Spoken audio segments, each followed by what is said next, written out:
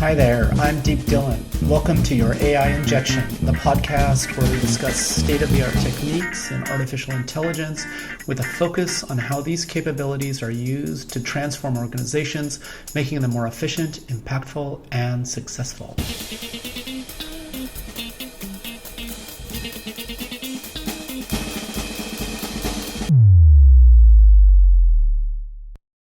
With all this auto-generated generic knowledge that we're throwing out there and that we're amplifying with these AI tools, how do we find the individualized content that is actually important, that matters? I would ask a different question. Does it matter if the non-individualized content passes the test where, I don't know, X number of people love it, think it's amazing, then does it matter? It does, because it's not about whether you love it or whether it appeals to the masses. It matters whether it's unique. Is it new? Is it something worth you spending your time on? I think that me personally, if I read something and I don't know the author, I feel like the goal of an educational system should be able to get us to the point where we can reason about it and process it regardless of source. And absolutely. Right? But let's say, so in this case, if the source is the AI mind, if you will, and it's good, and I can reason about it because I feel pretty confident that I can read something. Like you could take Tucker Carlson's name off of something and put it in my feed, and I'm pretty sure I'm gonna be like, that's dribble and crap, and I'm out of here. And similarly, you could take some brilliant person, Plato, Einstein, whoever, and I'm gonna be like, okay, this is, I can track the thinking and the layout. I'm okay being confused about whether it's an AI or a human if the reasoning and everything is there. The part that I find more concerning, and I think it will get solved, is the utter lack of trying to connect the things it says back to citations. There's no citations, there's no referencing. I wonder if that is even possible. I mean, we could definitely do it after the fact. We can take these things. Yeah, you can take the snippets and Google for them. Yeah, find somebody that said something similar. Something like that. Yeah. Yeah. And somebody will do that, and I think that's actually a good idea for somebody to make the ultimate reference generator, because I think that stuff's going to become more important, so we can track these back. And in that context, it makes sense what you're saying, because in that context, we want to track it back to a human. But what's the difference between the AI saying something, and a human standing behind what it said, stamping it, and a human using the AI as a tool to say something that they don't acknowledge the AI for? No, I mean, it's totally fine. And even if it would go and it would assemble articles out of, let's say, 30, 40 different articles and put them together in a meaningful way, and it's all good, meaningful information, I wouldn't say anything against it, right? The question is, how much of it is just repetition and replication of something that is old or something that's already out there? And how much will it kind of further mudden the field of finding new worthwhile things that I should spend my time with reading? I don't know that, the thing that's been most impressive to me as I've been playing with ChatGPT, it really excels at high level thinking. And that's some of the hardest thinking to do. Distilling the top three things to, and I've been testing it in really specific domains of our clients. I was down in plastic surgery land, and I was over in deep in the bowels of machine learning and AI. Is that really true? High level thinking is one of the most difficult thinking to do, or is it just maybe for me that level of abstraction that everybody that doesn't actually know what they're talking about is blabbering about? Because very often in high-level thinking, people are talking about generalized concepts that are so vague that when it comes down to it, they would have no clue what to do and actually how to realize something like that. It's your typical business strategic talk that is somewhere up 10,000 feet in the clouds, and they're all repeating what the other people are saying without saying anything. Okay, it's like but politician talk. That's bad strategy. That's not what I'm talking about. I'm talking about higher level summarizations geeks like you and me would listen to and say, yeah, that makes sense. I'm talking about passing it through your own personal filter. What did I ask it yesterday? I took a problem that that we're facing. I said something like, how can I use a large language model to generate high quality summaries of large conversations, and how can I assess efficacy on those generated summaries? And at first time, it kind of just, I don't usually like it when it just spits out a paragraph of stuff. So then I say, retry, but give me an explicit list with details and the use of examples. And I looked at that and I'm like, that's a high level proposal. It's not exactly what I would write, but it's pretty much a high level proposal. And I looked at it and I'm like, nothing in there is wrong. And this isn't subject matter that I don't know. I mean, I know if it's saying something stupid. Yeah. I'm looking at it going, okay. And then if there's something that I'm like, I need a little more detail on, then I grab like, it'll list like seven steps to do whatever. I'll grab number 3 and I'm like, and I'll rephrase that as a question. And I always seem to have to ask it to add examples and detail. And then it tears it apart a little bit. I mean, it's just something, I don't know, man. We're in a different place than we were a week ago. We're in a different place. I mean, there's a reason everyone in tech is obsessed with this thing. Because last Wednesday, my feed starts getting all this stuff in it. And I'm like, whatever. Thursday, my feed starts having, people making like really bold claims that I'm like, who is this idiot? Like, why are they saying that Google's irrelevant and blah, blah, blah, blah, blah. And and then by Friday, it's like people whose opinions matter to me and the world saying the same crazy things. And then I'm like, I got to play with this thing. So then I start playing with it all. I figured 10 minutes, I'll be out of here. I'll be able to fill it in with my, like what I've made up on large language models in my head before. But I feel like there's like a tipping point, like if you think pre-web, when we had the internet, we had DARPANET, we had email, we had all, Archie. That Mosaic as a search engine. Before Mosaic, like I'm talking 1992, we had all of the raw ingredients. And then an HTML browser, Mosaic comes along and just kind of stitches it together a little bit. Well, it's all about discovery. It's all about finding things that are relevant to you at that moment in time, and that's how the whole search was born, right? Well, that little UX tweak, which I would argue like that's kind of what the browser was a UX tweak. Yeah, I guess it definitely was a UX. HTML was a UX tweak. Like it was a way of it was a publishing system, really. Yeah, but it exposed the graph in a way that was navigable for the first time, right? But before that, we had BBS systems. So that's kind of like the precursor to it, right? Yeah. Where everybody had like their own little content management system that they would give you access to, and you could play with it and read it. Yeah, exactly. So I would argue it was something that intellectually you would think of as fairly small, but it was like a tipping point. Like as soon as everybody saw that, I mean, I remember sitting around in a computer lab in grad school, and there was like 5 of us overlooking somebody's shoulder, and they're like, "Yeah, this just came out yesterday." And there was literally 80 websites on the internet at that moment, and we're looking at it going like, "Oh my god!" Like, but the good next 30 years of my life just flashed before me. I'm like, I got to change everything. This is what I'm working on. Like, right. I feel like that something just flipped, and we've been working in machine learning and AI forever.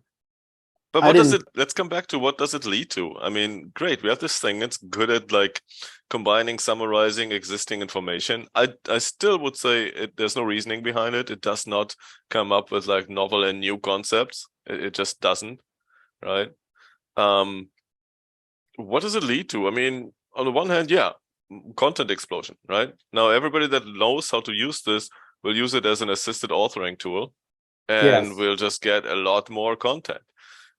I think the problem with the internet today is there's already too much content. And the real challenge is you have only so many hours in the day. What should you read? And you had a perfect example earlier because you said, well, last week I saw my feeds explode. And at first I didn't pay attention to it. And then, there's more and more on the same topic. And then you're like, well, now I have to look what this is, right? And of course, if something goes viral, that's how we discover content that many other people, are discovering. But how much of it gets lost, right? Even if I browse through my Apple News in the morning, it's kind of like, I could do this for 3 hours because every day there's so much freaking content. What I would like to know is what should I be reading? And at that point, it becomes literally dangerous, right? Because now, not only there's no objective way to do that, you're at the mercy of the recommendation engines, which technically bias you. Yes, but that's where I think the conversational piece is kind of interesting. So like yesterday, I just did an experiment once I started getting infatuated with this thing. I'm like, okay, every single question I have in my head, I'm going to go to this thing. So it's early morning. I'm like in the office. It's kind of dark. I'm trying to get moving. So I just ask it like, hey, what music should I listen to right now? And I gave it a little bit more info. Like I gave it some genres. It's dark. It's dark. I'm in a somber mood. I just need to get a little bit of motivation. And I gave it I didn't even give it specific band names. I just gave it a couple of genres. I kid you not. It came back with a totally, to me at least, obscure French male electropop singer. And I never told this thing that I've been obsessed with like weird French lounge music for the last, year. I don't think it even knows. I don't know how the hell it figured that out. It gives me this guy, and I'm thinking, what a random thing. I figured it'd be like the Neil Diamond of France. I put it in, I'm like, oh my God, this is so good. And it was the perfect thing to be listening to right then. I don't know. I'm just going to run some experiments for the next couple of weeks. Well, I'm asking this thing everything. Like for the longest time, I'm a strong believer that the gene pool is limited, right? You see that. You see people that look like other people. We're not all as individual as we think we are, right? And so if you really can take the experiences of 8 billion people, you'll find a lot that are like you, probably, right? And this music example is something like that, like kind of like, in this particular scenario and situation, what should you be listening to? I know, but I'm so used to, the 30 years of machine learning that we've been doing. I have a mental model of like, oh, I have to give it a bunch of history and give it a bunch of examples. I'm not used to having, a 3 chat response turnaround and getting something like that. Have data, have a hypothesis on some high-value insights that, if extracted automatically, could transform your business. Not sure how to proceed? Bounce your ideas off one of our data scientists with a free consult. Reach out at Xyonics.com. You'll talk to an expert, not a salesperson.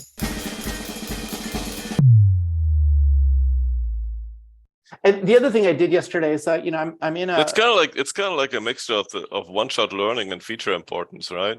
Yeah. It's literally like your one shot is like your most important feature. So what else is out there that has this one thing as its most important feature? This feels like brain augmentation on some, like yesterday I'm in a meeting with a client, and I'm about to say something, and then I'm like, oh wait, I'm on ChatGPT experiment time, so I'm going to ask ChatGPT first. I ask it during the meeting. Yeah, during the meeting, I ask it something. It gives me something. I'm like, oh my God, I didn't think of that. And then I assimilated it into what I said. And that is nothing that I've ever done. It's like your personal little pocket advisor now. It's your personal genius friend. Yeah. It's crazy. What does that mean when we all have a little personal genius friend? And I really get the dangers of it saying something stupid, which is why I'm but it's not so different from Google or a search engine in that way, right? Because how often would you do that? You sit in a meeting and somebody talks about something you don't know, you Google it real quick and you say, but now it's hard to digest the content because you get 10 search results. Maybe at first glance, you can kind of figure out what it is about, but you don't have time to read the articles. Yeah. And so this thing goes one step further. It took a 5-minute experience and put it into a 15-second experience. Yeah. And this thing, like I said, this thing goes one step further and it read the articles for you. And it gives you the Cliff Notes. Pretty much. The part that really blows me away is just the trajectory of this stuff, right? Like all we do is machine learning. We're constantly doing machine learning. And I just feel like every day there's some new massive model that's crazy. I wasn't even thinking about ChatGPT a week ago. I was still digesting, Dolly and some of the other stuff, right? That's come out. And now but you also these have guys are already saying GPT-4 is around the corner, and the word on the street is it's multimodal. It's going to be a 1.5 trillion parameter model. It's going to be text to audio to video to imagery. I was going to say the last thing I've seen is video generation, right? They're working on video generation models. But the OpenAI guys, the next model, I don't know if this is true. We'll find out when it comes out. But that it's multimodal. And it's gonna do video, so it's gonna be like, hey, surrealist scene of giraffe walking down the street in in 18th century Paris or something, and give me 15 seconds worth, and boom, there you go. But I guess we have to ask ourselves. It's all nice and it's definitely worth the marketing or the sensational hype. So was DALL-E. It's kind of fascinating. It's fun to play with. What you really have to ask yourself though is what problems does it solve? I think we're just at the very beginning of unpacking that. But I think certainly with respect to anyone who is authoring content, it does not make sense to me to not at least learn from this thing, like to leverage it. That's, if you think about what content is. If you are authoring content for the sake of authoring content, I agree. If you're authoring content because you really think you have something to say, you should write it yourself. Yes, I'm not saying you're not writing it yourself when you're consulting this thing. Like think of it as your genius buddy, and you're working on your research project, and you're just like asking, like you're just telling them what you're up to. I think of it more like that. I don't think of it as like, oh, I'm just gonna like hit this thing. It spits out a bunch of stuff. I'm gonna publish it. Like research is a good example, right? This thing can like write articles about existing things. It could never publish a new research paper. I mean, people publish survey articles all the time. Right. But then we're back to the regurgitating things that are already out there. Yeah. No, I mean, you're right about that. Like, there's a few things that it excels at, and there's a few things that it clearly doesn't excel at. I mean, one of the things that it excels at is this, like, it's like the best list generator I've ever seen in my life. Like, it makes the best lists of anything I've seen. The other thing is it makes, and that includes like lists of questions to ask. And as soon as you start realizing that you can use it to help you figure out the questions to ask, that's like next level interaction, and then you can ask it the question once you've got the list of questions and you can start torquing them. I feel like I'm not going to really be in an ideation session again without consulting it. I feel like I'm never going to send a proposal out again without consulting it. It sounds like it's going to be a great writing tool. Yeah, it sounds like it's going to be, if it's done right. You hope so. You would hope so. You hope so. If it's really as good as you say, it might actually find its place. Like you said, it might find its place next to Google.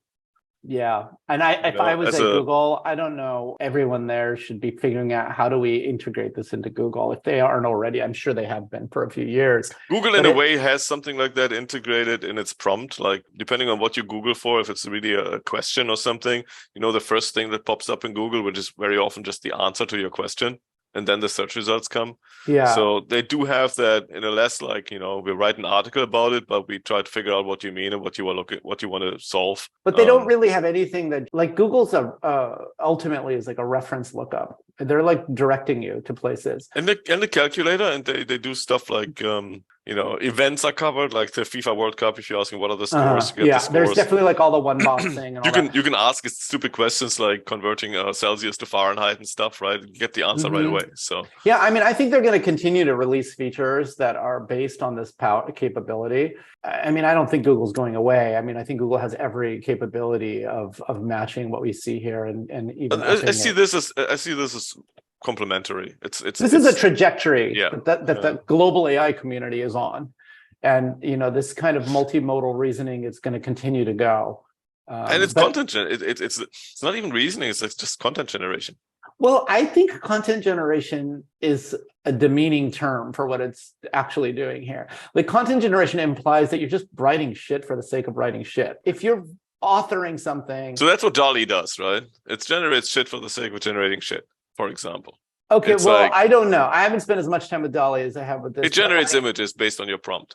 Yeah, but that's also saying that, if you're an artist, and a Picasso, that all you did was generate shit for the sake of generating shit. I don't think that's true. I think what Picasso brought the world was a different way of perceiving reality, right? Like, and I think honestly, fundamentally differently. I think that's a good example. I think that is exactly what is lost in something like ChatGPT. In Picasso, he had a vision, or he would like project in a way how he sees the world, or how he imagines something. He has an intention behind this image, right? That comes from him, and he's trying to express it in a painting.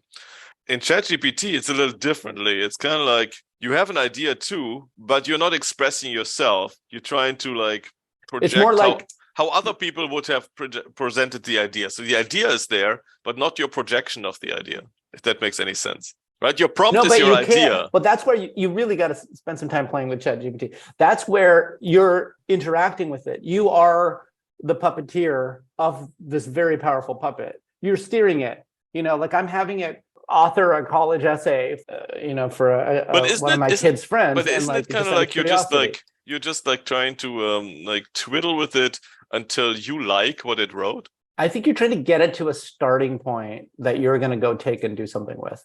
In that case, you are the reviewer, you're not the author, right? Like I said, you're like the editor of the newspaper that gives every editor his underling an idea, yes, and then reads the article, no, and then I says, think that's a very I don't good like analogy. that section. I think right? I think you play the role of editor until you cut and paste what's in there and tweak it. And now you start writing on top of it. And now you're the author. Yeah. So anyway. I mean, definitely super useful. I mean, I don't know. I'm just fascinated because if you look at it, I'm a bit scared about the spam we're going to see. Oh, that's inevitable. It's going to be high quality spam, but it's already all over the internet as of Wednesday. But how are we going to distinguish the spam from the real stuff now? Well, I think provenance is still important. Like, so-and-so works for such and such company and is a real human, as opposed to so-and-so is an AI bot created by so-and-so who's out doing whatever. Yeah. And provenance is going to be key, and being able to like prove provenance. So, and the same way that we get Google articles, right? It's kind of like basically peer reviewed, like people that link to content. I guess the ranking of content doesn't really change. Just the sum. I mean, I think there's going to be startups that emerge and companies that try to help us navigate even just the provenance isn't an easy problem with this stuff. It's like, I mean, I can see like the legal world is going to get taxed with questions. Somebody's going to go into, something like ChatGPT. They're going to have it author lyrics for a song. They're going to go sing their song. They might have the audio version and render the chords and everything. You know what we need? Someone else is going to be like, you ripped off so-and-so and so-and-so and so-and-so. We need patent GPT. Yeah.